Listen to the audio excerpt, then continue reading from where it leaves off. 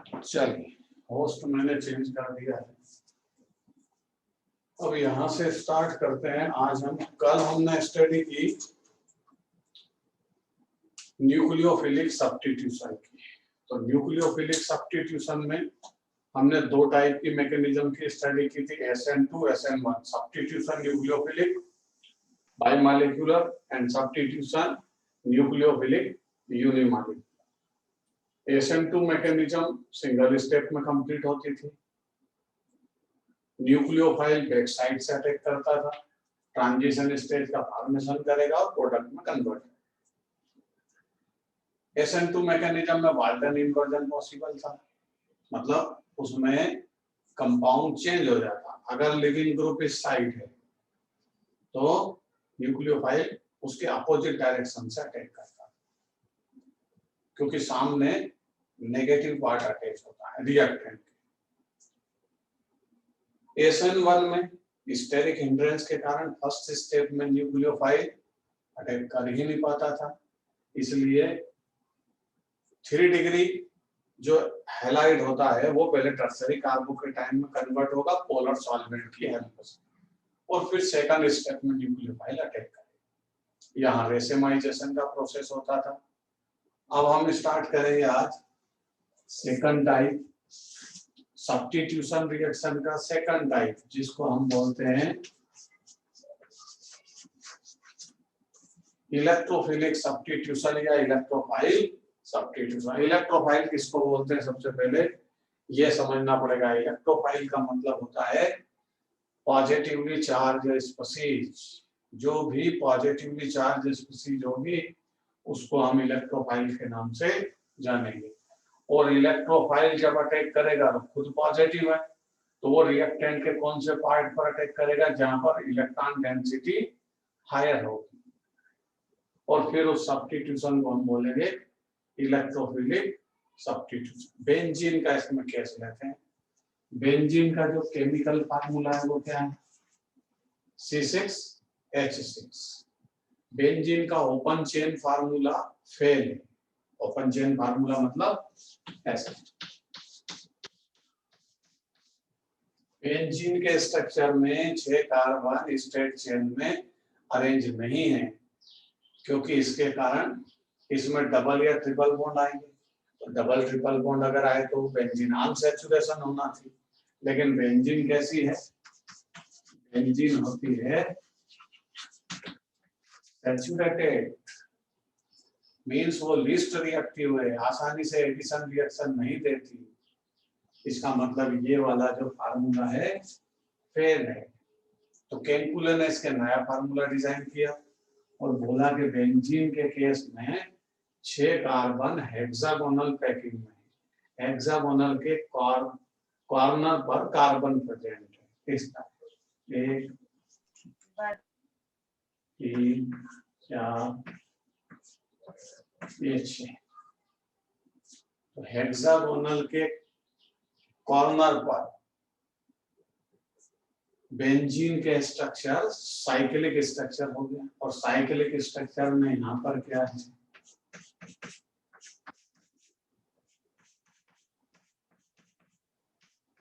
और कार्बन पर covalent bond से एक हाइड्रोजन अटैच है। अब कार्बन की वैलेंसी फिर भी यहाँ कंप्लीट नहीं है, तो यहाँ डबल बॉन्ड होगा, यहाँ डबल बॉन्ड है, यहाँ डबल बॉन्ड, तब कार्बन की टेट्रा वैलेंसी कंप्लीट होगी। इसका मतलब केल्कुले वाले फार्मूले में तो फिर से डबल बॉन्ड आएगा। तो डबल बॉन्ड वाला कंपाउंड कैसा होता है, अरे डबल बॉन्ड वाला कंपाउंड तो अनसैचुरेटेड होता है, उसको तो एडिशन रिएक्शन आसानी से देना था। दूसरी चीज, ये आसानी से एडिशन रिएक्शन नहीं देती बेंजीन, लीस्ट रिएक्टिव है, जबकि मोस्ट रिएक्टिव होना चाहिए। डबल बॉन्ड है ना, अरे अल्कीन में 1 डबल बॉन्ड होता है तो वो रिएक्शन आसानी से देती है, मोस्ट रिएक्टिव होती है, यहाँ तो 3 डबल बॉन्ड है। तो ऐसे केस में बेंजीन का जो स्ट्रक्चर दिखता है वैसा है नहीं, मतलब उसकी प्रॉपर्टी उसके डायरेक्ट डायग्राम से मैच नहीं होती। तो इसका कारण क्या है, इसका रीजन है कि बेंजीन में ये जो पाई बॉन्ड है, हमको इन दोनों कार्बन के बीच में जो दिखाई देते हैं वो ऐसे नहीं है। वो क्या है, ये पाई बॉन्ड दोनों कार्बन के बीच में है लेकिन स्टेबल नहीं है, वो वाइब्रेशन में है। पर सेकंड कभी इस पर होता, कभी इस पर होता, कभी इस पर, कभी इस पर, मीन्स डीलोकेलाइज्ड है। वो किसी कार्बन पर प्रेजेंट नहीं है। दोनों कार्बन के बीच वाइब्रेशन करते हैं, अपनी लोकेशन को चेंज करते रहते हैं। कभी तो 1 सेकंड में इस कार्बन पे आ जाते, कभी इस पर। ये भी ऐसे ही करेगा पाई। इसमें भी कार्बन कार्बन के बीच पाई बॉन्ड है, ये भी डीलोकेलाइज्ड है। ये कार्बन के बीच पाई बॉन्ड है, ये भी डीलोकेलाइज्ड है। और इस डीलोकेलाइजेशन के कारण क्या होता है, मान लीजिए 1 सेकंड के लिए कि ये पाई बॉन्ड के इलेक्ट्रॉन 1 सेकंड के लिए इसके पास है, तो ये कार्बन क्या होगा, नेगेटिव। तो ये कैसा हो जाएगा, पॉजिटिव। फिर 1 सेकंड बाद इलेक्ट्रॉन उधर चले गए, ये नेगेटिव हो गया, ये पॉजिटिव हो गया। ऐसे कार्बन के चार्ज का डीलोकेलाइजेशन होता है, specially electron of pi bond है। पाई बॉन्ड वीक होते हैं इसलिए उनका डीलोकेलाइजेशन हो सकता, में भी पॉसिबल। सिग्मा बॉन्ड का डीलोकेलाइजेशन नहीं होता। तो कभी ये नेगेटिव, तो कभी ये पॉजिटिव, कभी ये नेगेटिव, कभी ये पॉजिटिव। ऐसे बेंजीन में 6 कार्बन है और 6 कार्बन में कभी 3 पॉजिटिव होते हैं, 3 नेगेटिव होते हैं, फिर जो नेगेटिव थे वो पॉजिटिव हो जाते हैं। अब आपकी प्रॉब्लम क्या, बेंजीन पर आपने अटैक करवाया न्यूक्लियोफाइल, तो न्यूक्लियोफाइल नेगेटिवली चार्ज होता है, उसको तो कोई पॉजिटिव न्यूक्लियस चाहिए जिस पर वो अटैक कर सके। अब बेंजीन का कोई भी कार्बन इसमें पॉजिटिव नहीं, सब तो 1 सेकंड से भी कम टाइम के लिए पॉजिटिव होंगे, तो न्यूक्लियोफिलिक अटैक इस पे होगा क्या, नहीं। ये आया न्यूक्लियोफाइल, ये नेगेटिव है। न्यूक्लियोफाइल खुद नेगेटिव हुई है, इस पर तो अटैक कर नहीं सकता, इस पर अटैक करेगा, ये पॉजिटिव। इधर आया, जैसे ये इधर आया तो ये पॉजिटिव हो गया और ये क्या हो गया, ये नेगेटिव हो गया, ये रिपल्सन देने लगे, इस पर अटैक नहीं कर सकता। फिर ये इधर टर्न लेगा, इतने ये क्या हो जाएगा, नेगेटिव, ये क्या हो जाएगा, ये पॉजिटिव। तो ये न्यूक्लियोफाइल इस बेंजीन रिंग पर कहीं भी अटैक नहीं कर सकता। तो इलेक्ट्रोफाइल, अरे इलेक्ट्रोफाइल पॉजिटिवली चार्ज स्पीशीज है, कोई नेगेटिव कार्बन उसको चाहिए, पर नेगेटिव स्पीशीज, नेगेटिव कार्बन पर सेकंड चेंज होता है, इलेक्ट्रोफाइल भी इस पर अटैक नहीं कर पाता। तो बेंजीन के केस में, बेंजीन के केस में इलेक्ट्रोफिलिक सब्स्टिट्यूशन और न्यूक्लियोफिलिक सब्स्टिट्यूशन दोनों ही डिफिकल्ट है, बट थोड़ा सा इजी क्या है, थोड़ा सा इजी इलेक्ट्रोफिलिक सब्स्टिट्यूशन। कैसे होता है इलेक्ट्रोफिलिक सब्स्टिट्यूशन, समझ। बेंजीन के केस में 2 टाइप के फंक्शनल ग्रुप होते हैं। एक वो फंक्शनल ग्रुप जो इलेक्ट्रॉन रिच होते हैं, जिनके पास इलेक्ट्रॉन डेंसिटी हायर है, जैसे OH, NH2, OCH3, CH3। ये सारे फंक्शनल ग्रुप कैसे हैं, OH ऑक्सीजन पर 2 इलेक्ट्रॉन पेयर होते हैं, नाइट्रोजन पर 1, ऑक्सीजन पर 2, और ये methyl group electron rich group. तो बेंजीन रिंग के केस में 2 टाइप के फंक्शनल ग्रुप होते हैं। एक वो जो सैचुरेटेड ग्रुप हो, इलेक्ट्रॉन रिच ग्रुप हो, जिनके पास अपनी इलेक्ट्रॉन डेंसिटी हायर हो, और वो बेंजीन रिंग से अटैच हो। जैसे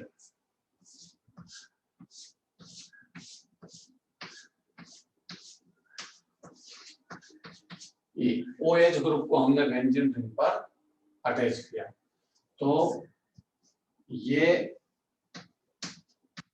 ऑक्सीजन जो OH ग्रुप की है, इलेक्ट्रॉन रिच है, वो इलेक्ट्रॉन डेंसिटी किसको डोनेट करेगी, टुवर्ड्स बेंजीन। वो बेंजीन रिंग को इलेक्ट्रॉन डेंसिटी डोनेट करेगी।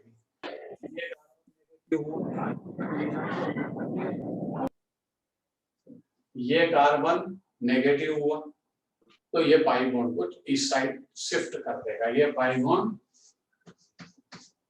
यहां शिफ्ट हो जाएगा। तो इस OH ग्रुप के कारण ये पाई बॉन्ड इधर शिफ्ट हुआ आर्थो पोजीशन पर, ये बेंजीन की आर्थो पोजीशन, और ये वाला पाई बॉन्ड ऐसा शिफ्ट होगा,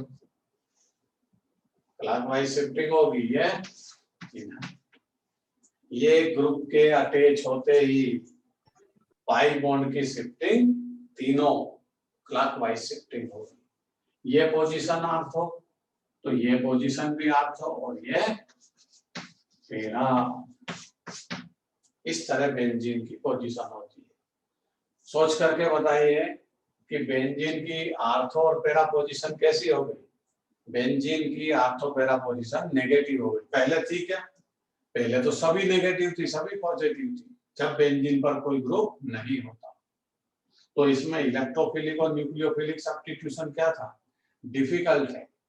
और यहाँ पर इस टाइप के ग्रुप जो इलेक्ट्रॉन रिच ग्रुप होते हैं, जिन पर इलेक्ट्रॉन की डेंसिटी हायर है, जब वो बेंजीन रिंग से अटैच होंगे तो इलेक्ट्रॉन डेंसिटी बेंजीन रिंग को डोनेट करेंगे, और बेंजीन रिंग की आर्थो पेरा पोजीशन को कैसा बनाएंगे? नेगेटिव कन्वर्ट करेंगे। और इलेक्ट्रोफाइल क्या चाहता है? इलेक्ट्रोफाइल तो चाहता है कि नेगेटिव पोर्शन मिल जाए।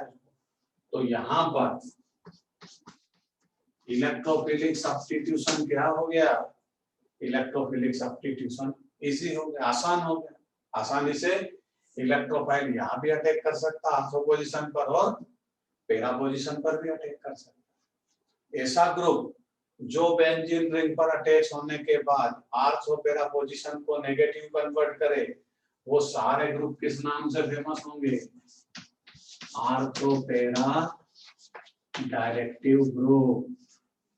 ऐसे ग्रुप जो बेंजीन रिंग पर अटैच होने के बाद आर्थो पेरा पोजीशन को नेगेटिव कन्वर्ट करे, इलेक्ट्रोफिलिक सब्स्टिट्यूशन इजी कन्वर्ट करे, आसान बनाए, उन सब ग्रुप का नाम होता है आर्थो पेरा डायरेक्टिव ग्रुप। और ऐसे ग्रुप को एक्टिवेटेड ग्रुप भी बोलते हैं।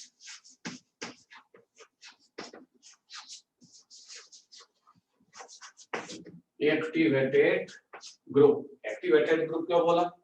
क्योंकि बेंजीन के केस में इलेक्ट्रोफिलिक सब्स्टिट्यूशन, न्यूक्लियोफिलिक सब्स्टिट्यूशन दोनों डिफिकल्ट थे, बट ये ग्रुप के अटैच होते इलेक्ट्रोफिलिक सब्स्टिट्यूशन तो आसान हो गया।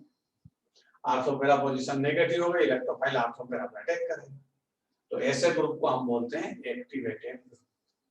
इसके अपोजिट भी दो ग्रुप, मतलब ग्रुप को दो पार्ट में डिवाइड किया है, इसके अपोजिट भी एक ग्रुप होता है, वो समझिए क्या होगा। ये देखिए, कुछ ग्रुप ऐसे होते हैं जो बेंजीन रिंग को डीएक्टिवेट करेंगे इलेक्ट्रोफिलिक सब्स्टिट्यूशन के लिए, और वो ग्रुप सारे मल्टीपल बॉन्डेड ग्रुप होंगे, जैसे carbon triple bond nitrogen, cyanide group. और एग्जांपल समझा, aldehyde group, acid group, NO2 group, keto group, जितने भी मल्टीपल बॉन्डेड ग्रुप है जिनमें मल्टीपल बॉन्ड ग्रुप होता है, मल्टीपल मतलब पाई बॉन्ड प्रेजेंट, वो ग्रुप सारे ग्रुप डीएक्टिवेटेड ग्रुप के नाम से फेमस है।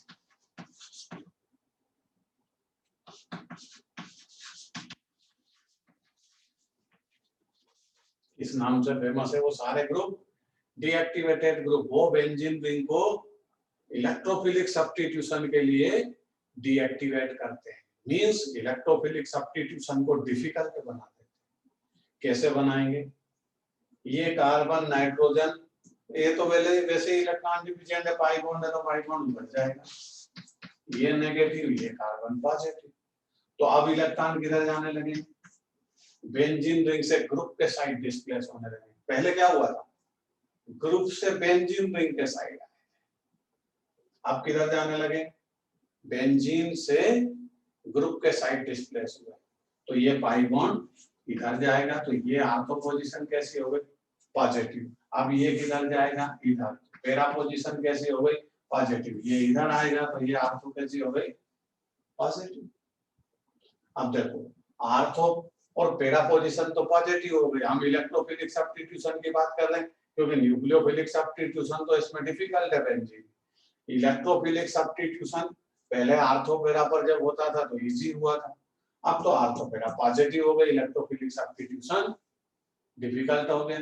अब सोचिए कि इलेक्ट्रोफिलिक सब्स्टिट्यूशन डिफिकल्ट क्यों हुआ, ये पॉजिटिव ये भी positive, meta comparatively negative, ortho para positive है तो मेटा ये पोजीशन है, इसको मेटा पोजीशन बोलते हैं।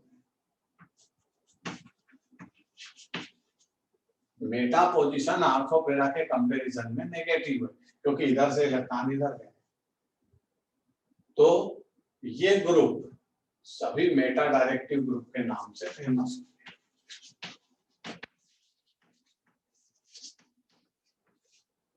मीन्स अब जब भी इलेक्ट्रोफाइल आएगा तो उसको इस मेटा पोजीशन पर अटैक करना पड़ेगा, और इलेक्ट्रोफाइल खुद पॉजिटिवली चार्ज है और उसको दो पॉजिटिव कार्बन के बीच में से अटैक करना पड़ेगा, तो कुछ प्रॉब्लम आएगी, मतलब इलेक्ट्रोफिलिक सब्स्टिट्यूशन डिफिकल्ट होगा, बट होगा तो सही, मेटा पोजीशन से वो डिस्प्लेसमेंट करेगा। ऐसे ग्रुप जो मल्टीपल बॉन्डेड ग्रुप होते हैं, बेंजीन रिंग से अटैच होने के बाद उस बेंजीन रिंग को इलेक्ट्रोफिलिक सब्स्टिट्यूशन के लिए डीएक्टिवेट करते हैं, उन सारे ग्रुप का नाम होता है डीएक्टिवेटेड ग्रुप और मेटा डायरेक्टिव ग्रुप। क्लोरीन इसमें एक एक्सेप्शनल केस है। क्लोरीन हेलोजन फैमिली का सेकंड मेंबर है, फ्लोरीन के बाद क्लोरीन आता है। ये इन दोनों ग्रुप के लिए एक्सेप्शनल केस है। जब भी ये बेंजीन रिंग पर अटैच होता है तो ये बेंजीन रिंग को करता क्या है, डीएक्टिवेट करता है, मतलब इलेक्ट्रोफिलिक सब्स्टिट्यूशन के लिए उसको डिफिकल्ट बनाता है। लेकिन एट लास्ट जब इलेक्ट्रोफाइल अटैक करने आता है तो उसको आर्थोपेरा पे अटैक करना है। पहले कोशिश की उसने कि इलेक्ट्रोफाइल अटैक करने ना आए, उसको डिफिकल्ट बनाया, लेकिन फिर इलेक्ट्रोफाइल जब अटैक करने आता है तो आर्थोपेरा पोजीशन पे उसको परमिट करता है, क्योंकि बेंजीन रिंग पर अटैक इलेक्ट्रोफाइल कहां करेगा ये कौन डिसाइड करता है, उस पर एड ग्रुप। बेंजीन परमिट नहीं करती क्योंकि बेंजीन में तो इलेक्ट्रोफिलिक और न्यूक्लियोफिलिक सब्स्टिट्यूशन दोनों ही डिफिकल्ट है। कोई ग्रुप अगर उस पर अटैच होता है तो वो ग्रुप परमिट करेगा कि इलेक्ट्रोफाइल कहां अटैक करे। तो क्लोरीन कैसा ग्रुप है, क्लोरीन डीएक्टिवेटेड ग्रुप है बट आर्थोपेरा डायरेक्टिव, लास्ट में वो आर्थोपेरा पर अटैक करवाता है। तो यहां पर हम पूरी स्टोरी को नोट करेंगे। ना बोला तो मैं पिटाऊंगा। चलिए अब इसका एग्जांपल समझेंगे इलेक्ट्रोफिलिक सब्स्टिट्यूशन का, कि इसमें किस तरह के एग्जांपल से हम इलेक्ट्रोफिलिक सब्स्टिट्यूशन की रिएक्शन को समझें।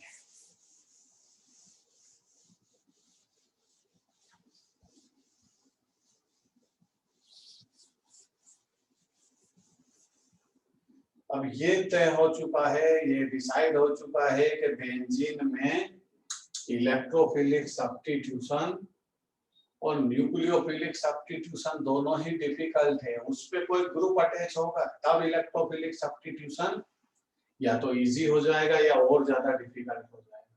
तो पहले हम ऐसा एग्जांपल समझेंगे जिसमें ग्रुप इजी बनाता है, आसान बनाता है, जिसपे आसानी से अटैक हो, जैसे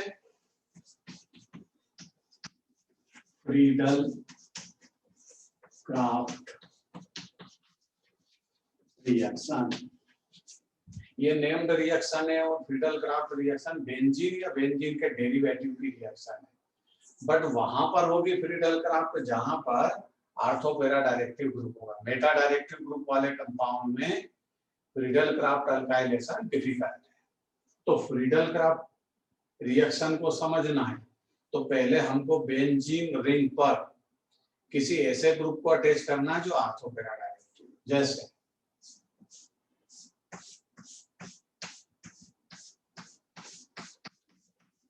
चलिए हमने बेंजीन को टॉल्यूइन में चेंज कर दिया। क्या नाम है इसका? Toluene, methyl benzene. Benzene ring पर मिथाइल ग्रुप अटैच है। मिथाइल ग्रुप अभी आपको आर्थोपैरा डायरेक्टिव में समझाया कि ये बेंजीन रिंग पर अटैच होते इलेक्ट्रॉन डेंसिटी बेंजीन रिंग को डाइवर्ट करेगा, इसकी आर्थो और पैरा पोजीशन नेगेटिव बनाएगा, मतलब इलेक्ट्रोफिलिक सब्स्टिट्यूशन को आसान बनाएगा, इजी बनाएगा। अब हम इलेक्ट्रोफाइल लेकर के आते हैं और इस पर अटैक करवाते हैं। ये क्लोरीनेशन, टॉल्यूइन का क्लोरीनेशन कर रहे हैं, Cl2 की रिएक्शन किसकी प्रेजेंसी में? अब यहां पर अगर हम फ्रीडल क्राफ्ट की स्टडी करते हैं, अगर फ्रीडल क्राफ्ट की स्टडी करना है तो फिर आपको बेंजीन से स्टार्ट करना पड़ेगा। बेंजीन का डेरिवेटिव लिया, फिर यहाँ पर थोड़ा सा इसको चेंज कर लेते हैं, या फिर एक काम करिए,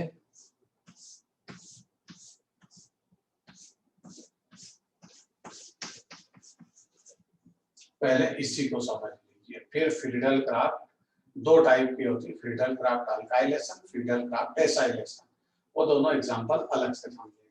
ये CH3 इलेक्ट्रॉन डोनेट करेगा बेंजीन रिंग को, ortho para negative, electrophilic substitution easy होगा।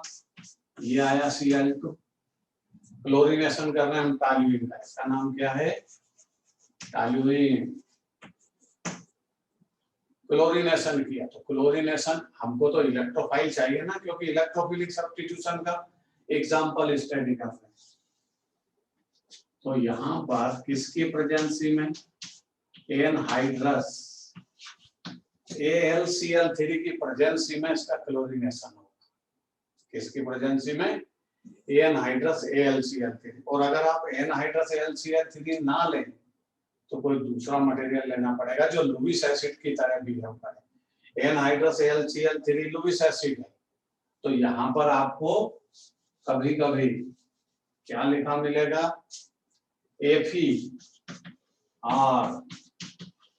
FeCl3, ये भी लुईस एसिड की तरह बिहेव करते हैं।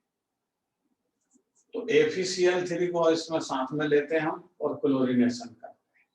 तो एक क्लोरीन यहाँ पर इलेक्ट्रोफाइल का काम करेगी और इलेक्ट्रोफाइल बन करके इस पर आर्थो और पैरा पोजीशन पर अटैक करेगी। तो ये किस में कन्वर्ट हो जाएगा? ये एक क्लोरीन इसमें से इलेक्ट्रोफाइल बनी और आर्थो पोजीशन पर अटैक किया, तो ये आर्थो वाला प्रोडक्ट है। लेकिन मिथाइल ग्रुप और क्लोरीन नजदीक है तो रिपल्सन हायर होगा, तो ये प्रोडक्ट कैसा होगा? माइनर प्रोडक्ट होगा, लेस अमाउंट में बनेगा। एक क्लोरीन इलेक्ट्रोफाइल बन करके पैरा पोजीशन पर अटैक करेगी, तो दूसरा प्रोडक्ट क्या होगा इसका?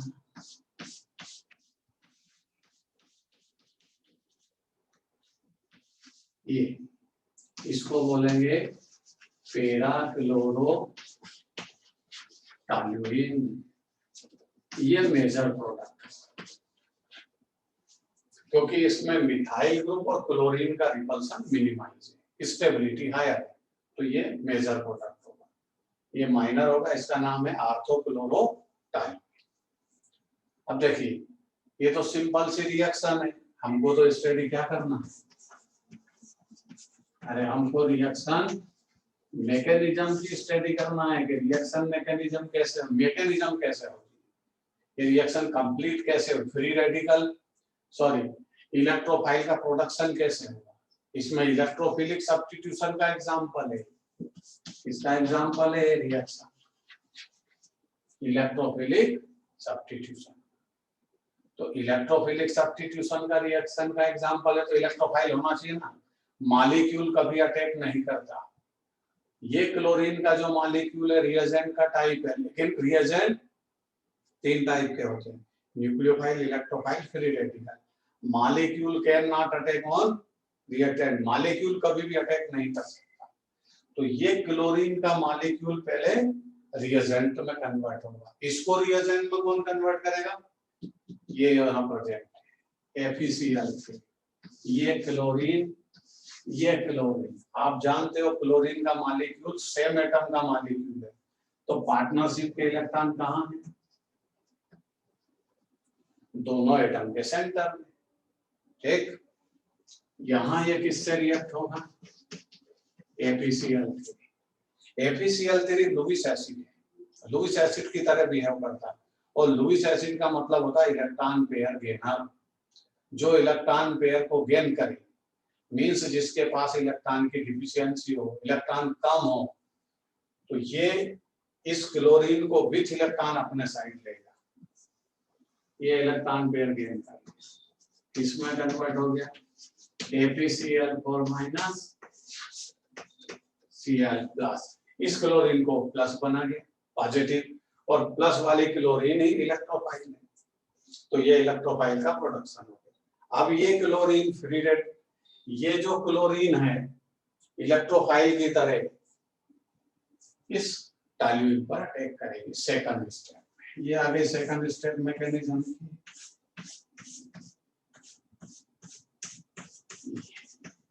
कहाँ अटैक करेगी? आर्थो पोजीशन पर अटैक करेगी और पैरा पोजीशन पर। ये भी आर्थो है, इधर अटैक करे या इधर अटैक करे एक ही बात है। ये देखिए, ये आया इलेक्ट्रोफाइल, ये आया इलेक्ट्रोफाइल, क्योंकि यहाँ भी अटैक करेगा उसकी भी ट्रांजिशन स्टेज आएगी। यहाँ जब अटैक करेगा तब की ट्रांजिशन स्टेज अलग आएगी। तो देखिए यहाँ की ट्रांजिशन स्टेज क्या है? ये यहाँ CH3 लगा हुआ है, ये अपनी जगह रहेगा। यहाँ डबल बॉन्ड, यहाँ डबल बॉन्ड, ये वाला डबल बॉन्ड खत्म होगा क्योंकि यहाँ से अब सब्स्टिट्यूशन होना है। तो यहाँ प्रेजेंट हाइड्रोजन यहाँ से जाएगा और ये इलेक्ट्रोफाइल क्लोरीन यहाँ अटैक करेगी। ये इसकी ट्रांजिशन स्टेज है। अनस्टेबल, ये क्या चाहती है? स्टेबिलिटी। इसके लिए उसको प्रोटॉन को रिलीज करना पड़ेगा। ये प्रोटॉन यहाँ से चला जाएगा, गया। इस इलेक्ट्रोफाइल क्लोरीन ने हाइड्रोजन को रिप्लेस कर दिया और अपने अरेंजमेंट कर दिया, तो ये स्टेबल प्रोडक्ट आ गया। ये CH3 अपनी जगह रहेगा। यार क्या नाम इसका? आर्थोक्लोरो टॉल्यूइन। एक प्रोडक्ट ये है जो माइनर प्रोडक्ट था, क्योंकि इसमें रिपल्सन हायर होगा तो अनस्टेबिलिटी होगी। दूसरी ट्रांजिशन स्टेज क्या होगी? क्लोरीन के इलेक्ट्रोफाइल बहुत है वहां पर, ये अब यहाँ भी अटैक करेगा इलेक्ट्रोफाइल, तो सेकंड ट्रांजिशन स्टेज क्या होगी? ये CH3 अपनी जगह रहेगा, यहाँ से हाइड्रोजन रिप्लेस होगा, ये क्लोरीन, ये डबल बॉन्ड, ये डबल। ये पैरा पोजीशन की ट्रांजिशन स्टेज है। ये प्रोटॉन जाएगा, स्टेबिलिटी आ जाएगी। ये आ गई स्टेबिलिटी, बना पैरा क्लोरो टॉल्यूइन। अब यहां से प्रोटॉन गया था एक, तो ये प्रोटॉन जाता कहां है? ये प्रोटॉन जाएगा इसके पास, FeCl4 माइनस के पास। ये आया एक प्रोटॉन आया FeCl4 माइनस के पास, इससे वापस क्लोरीन लेगा और किसमें कन्वर्ट हो जाएगा? HCl, और उसको वापस किसमें कन्वर्ट कर देगा? FeCl3। तो FeCl3 तो यहाँ इनिशिएटर था, रिएक्शन को स्टार्ट करने के लिए हम यूज करते हैं, तो वापस कन्वर्ट हो गया। ये पूरी रिएक्शन किसका एग्जाम्पल है?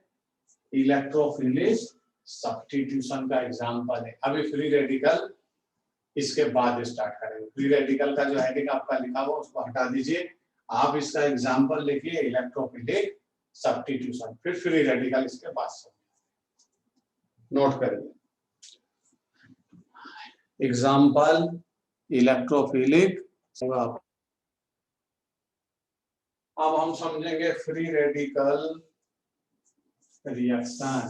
तो free radical Friedel craft reaction जब समझने की बात होगी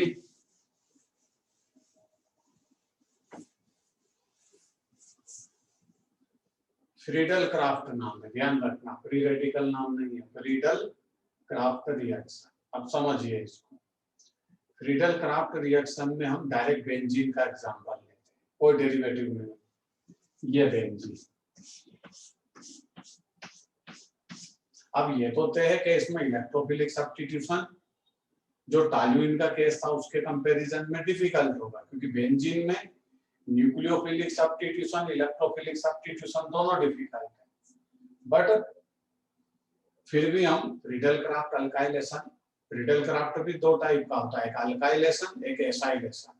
अल्काइलेशन में मतलब इसमें अल्काइल ग्रुप आकर अटैच होगा, जैसे CH3 Cl। बेंजीन को जब मिथाइल क्लोराइड से रिएक्ट करें, यह है मिथाइल क्लोराइड, किसकी प्रेजेंसी में, एनहाइड्रस AlCl3, ये किसकी तरह काम करता है, एनहाइड्रस, ये लुईस एसिड की तरह काम करता है। लुईस एसिड का मतलब इलेक्ट्रॉन पेयर गेनर, जो इलेक्ट्रॉन पेयर को गेन कर सके वो लुईस एसिड, तो ये लुईस एसिड की तरह काम करेगा, एनहाइड्रस AlCl3, एल्यूमिनियम क्लोराइड। ये रिएक्शन में इलेक्ट्रोफाइल को प्रोड्यूस करेगा इस मॉलिक्यूल से, मिथाइल क्लोराइड, क्योंकि यहाँ एक इसका एग्जांपल है, Friedel craft alkylation electrophilic substitution का एग्जांपल है, तो इलेक्ट्रोफाइल तो हो, तो इलेक्ट्रोफाइल ये प्रोड्यूस करेगा, फिर इलेक्ट्रोफाइल इस बेंजीन रिंग पर अटैक करेगा, और ये तो फ्री है, कहीं भी अटैक कर देगा, किसी भी कार्बन पे अटैक कर सकता, वो जहां अटैक करे वही एक नंबर। देखिए इसमें ये क्लोरीन इलेक्ट्रॉन सहित इसके साथ शिफ्ट हो जाएगी, और ये मिथाइल ग्रुप पॉजिटिव कार्बन में कन्वर्ट होगा, और पॉजिटिव कार्बन को हम कार्बोकेटाइन के नाम से जानते हैं। जब भी कार्बन कभी पॉजिटिव हो जाए किसी भी कारण से, अगर उसका इलेक्ट्रॉन जाएगा तो पॉजिटिव होगा, इलेक्ट्रॉन आएगा तो नेगेटिव होगा, तो ऐसे नाम, इसका नाम रखेंगे कार्बोकेटाइन, और अगर इलेक्ट्रॉन आ जाए तो कार्बोएनाइन, ऐसे नाम होता है। और ये मिथाइल ग्रुप है तो ये मिथाइल कार्बोकेटाइन। चलिए ये इलेक्ट्रोफाइल बना, positively charge species carb electrophile, ये इस बेंजीन रिंग पर अटैक कर रहे हैं। यहां से एक हाइड्रोजन रिप्लेस किया इसने क्लोरीन में, तो HCl माइनस हो जाएगा,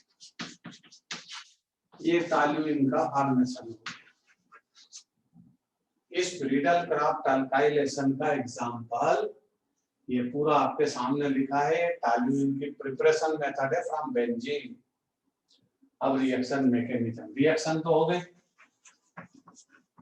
मैकेनिज्म कैसे होती है उसको समझे।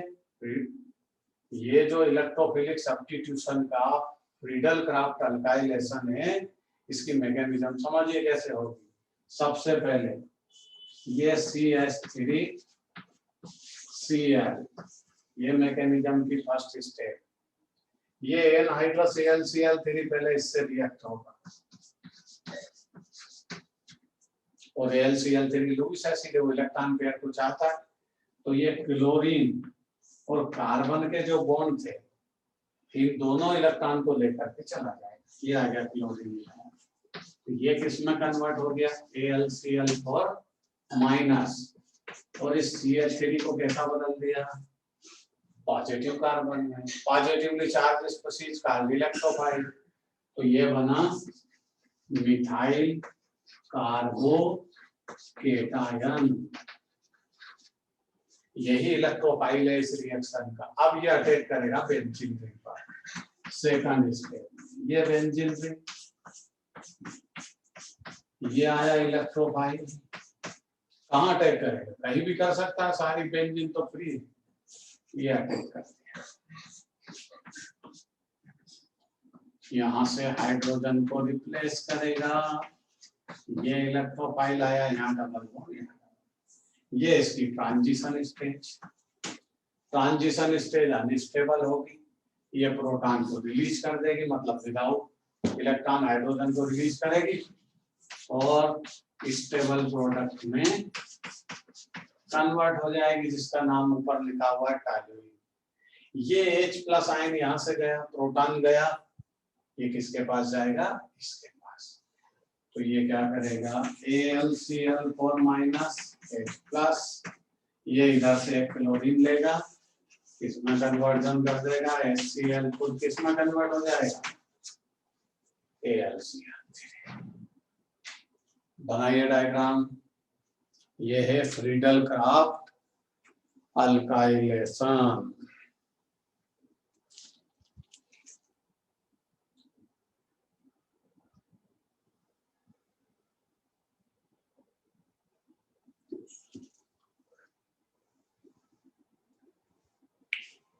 इसको बोलते हैं फ्रीडल क्राफ्ट अल्काइलेशन रिएक्शन। ये इलेक्ट्रोफिलिक सब्स्टिट्यूशन का एग्जांपल है, नोट कर लीजिए फटाफट। फिर एक एग्जांपल। अब सेकंड रिएक्शन, इसका एग्जांपल समझेंगे हम। फ्रीडल क्राफ्ट रिएक्शन तो है, ये अल्काइलेशन था। अल्काइलेशन मतलब अल्काइल ग्रुप का अटैच होना, मिथाइल ग्रुप अल्काइल ग्रुप था, तो अल्काइल ग्रुप अटैच हुआ बेंजीन रिंग पर, तो इसको बोलते हैं फ्रीडल क्राफ्ट अल्काइलेशन। अब पढ़ेंगे Friedel Crafts acylation. Acyl group attach होगा, तो एसाइल ग्रुप में क्या होगा देखिए।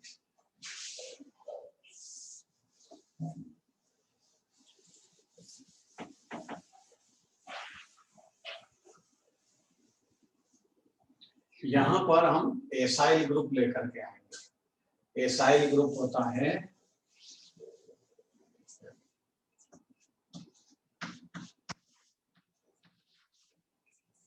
CH3COO Cl।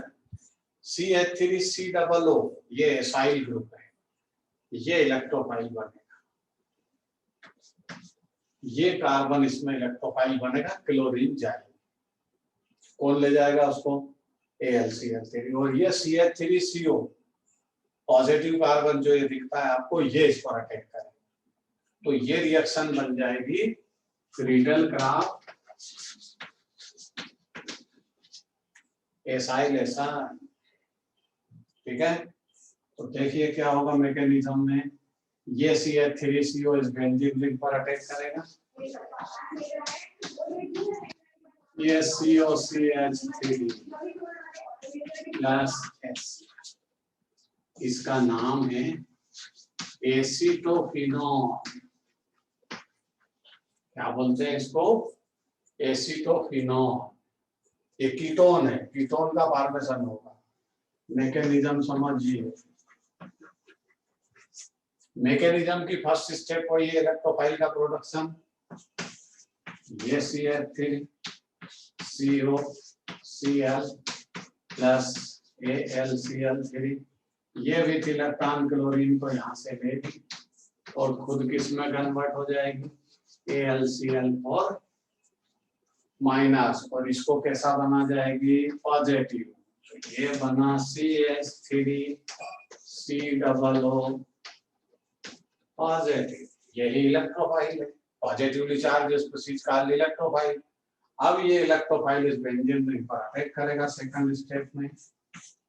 ये बेंजीन रिंग, ये आया इलेक्ट्रोफाइल, कहाँ अटैक करेगा इलेक्ट्रोफाइल, किसी भी कार्बन पे अटैक कर सकता है। ये आई इसकी ट्रांजिशन स्टेज, यहां से प्रोटॉन जाएगा, ये इलेक्ट्रोफाइल, यहाँ डबल बॉन्ड, यहाँ डबल बॉन्ड रहेगा, वहां जहां अटैक होता है डबल बॉन्ड खत्म हो जाता है।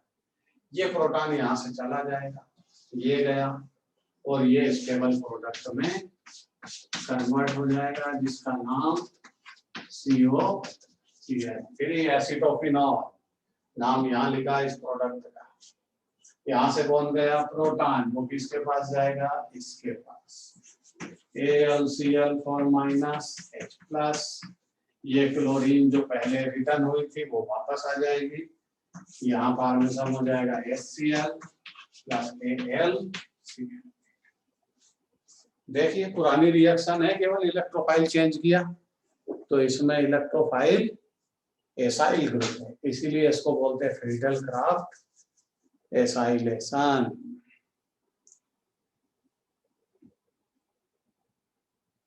चलिए भाई नोट करिए। इसके बाद एक एग्जांपल और समझाते हैं इलेक्ट्रोफिलिक सब्स्टिट्यूशन का, जिसमें मेटा डायरेक्टिव मटेरियल का एग्जांपल लेंगे। अगर मान लीजिए यहाँ आपके पास फिनॉल है तो रिएक्शन कैसे होगी समझिए।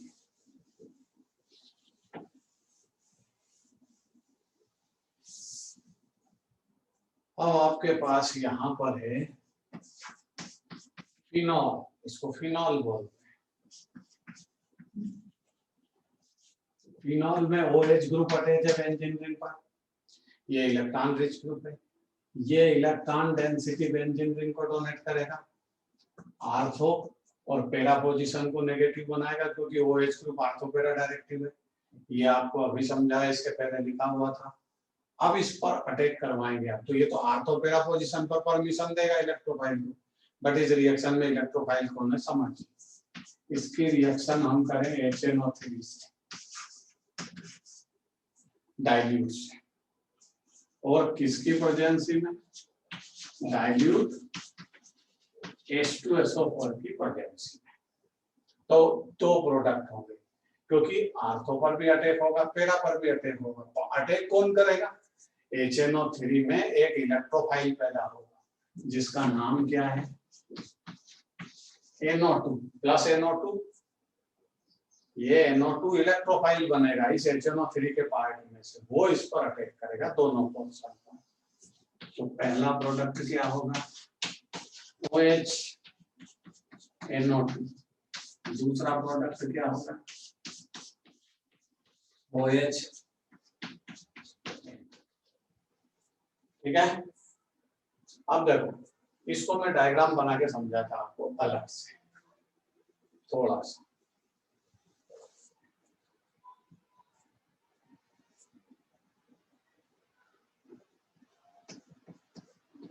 ये OH ऐसे होता है फिनॉल में, यहाँ कौन लगा आकर,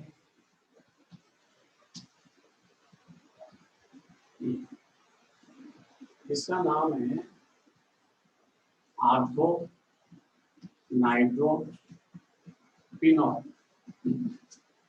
ये इसका नाम है आर्थो नाइट्रो। अब देखो इसमें अलग टाइप की स्टोरी, ये हाइड्रोजन से इलेक्ट्रॉन किधर आएंगे, जिस ऑक्सीजन से हाइड्रोजन अटैच होता है ऑक्सीजन अपने साइड इलेक्ट्रॉन को डिस्प्लेस करके रखती है, अट्रैक्ट करके रखती है, और ऐसे केस में हाइड्रोजन पॉजिटिव स्पेसिस में कन्वर्ट होता है, स्लाइटली पॉजिटिव हो जाता है। और नाइट्रोजन और ऑक्सीजन में इलेक्ट्रोनेगेटिविटी किसकी हायर है ऑक्सीजन, तो ऑक्सीजन इलेक्ट्रॉन अपनी तरफ लेकर के रखेगी, ये नेगेटिव। अब एक कंपाउंड के अंदर ही एक एटम पॉजिटिव और उसी के पास नेगेटिव है, तो दोनों की सेटिंग स्टार्ट हो जाएगी, अट्रैक्शन फोर्स स्टार्ट हो जाएगा, और ये दोनों एक स्पेशल टाइप की अट्रैक्शन फोर्स से एक बॉन्डिंग कर रहे हैं। इस बॉन्डिंग का नाम होता है intramolecular hydrogen bond, intramolecular hydrogen bond. इस इंट्रामॉलिक्यूलर हाइड्रोजन बॉन्ड के कारण ये वाला प्रोडक्ट इसका कैसा होगा मेजर प्रोडक्ट। हमेशा ध्यान रखिए, केवल इसी का केस है जिसमें ये आर्थो प्रोडक्ट मेजर प्रोडक्ट होता है, क्योंकि यहाँ इंट्रामॉलिक्यूलर हाइड्रोजन बॉन्ड। बाकी किसी के भी केस में आर्थो प्रोडक्ट कभी भी मेजर प्रोडक्ट नहीं होगा। आर्थो प्रोडक्ट मेजर प्रोडक्ट तभी होगा जब वो उस कंपाउंड के अंदर इंट्रामॉलिक्यूलर हाइड्रोजन बॉन्ड का फॉर्मेशन करे। ये इसका माइनर प्रोडक्ट पैरा नाइट्रोफिनॉल, ये इसका कैसा प्रोडक्ट है माइनर प्रोडक्ट होगा। अब मैकेनिज्म पर आते हैं। मैकेनिज्म की फर्स्ट स्टेप में क्या होगा, अरे मैकेनिज्म की फर्स्ट स्टेप में हमेशा इलेक्ट्रोफाइल का प्रोडक्शन होता है। इलेक्ट्रोफाइल को प्रोड्यूस करने कौन आया, ये H2SO4 या इसी काम के लिए ये आया H2SO4। क्या करेगा,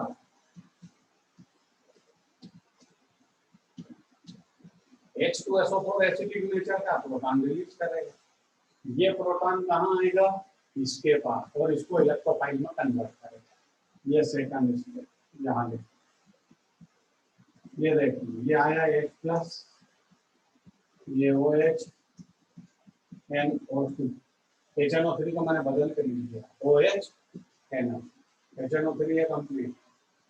ये प्रोटॉन इधर आ जाएगा और ये यहाँ से ब्रेक हो गया, मतलब ये पूरा पोर्शन क्या बन गया, H2O माइनस हो गया, और ये इलेक्ट्रॉन लेकर के गया, इसके नाइट्रोजन के इलेक्ट्रॉन को लेकर के गया, तो नाइट्रोजन को कैसा कन्वर्ट करके पॉजिटिव, पॉजिटिवली चार्ज स्पीशीज का इलेक्ट्रोफाइल, तो यहाँ से क्या हो गया -H2O, और प्रोडक्शन किसका हो गया NO2 पॉजिटिवली चार्ज स्पीशीज, इसको क्या बोलते हो आप, इसी का नाम तो इलेक्ट्रोफाइल है। अब ये अटैक करेगा, इसको किसने प्रोड्यूस किया, इसको H2SO4 ने प्रोड्यूस किया डाइल्यूट HNO3 के थ्रू, HNO3 का NO2 पार्ट इलेक्ट्रोफाइल में कन्वर्ट हुआ, अब इस पर वो अटैक करेगा।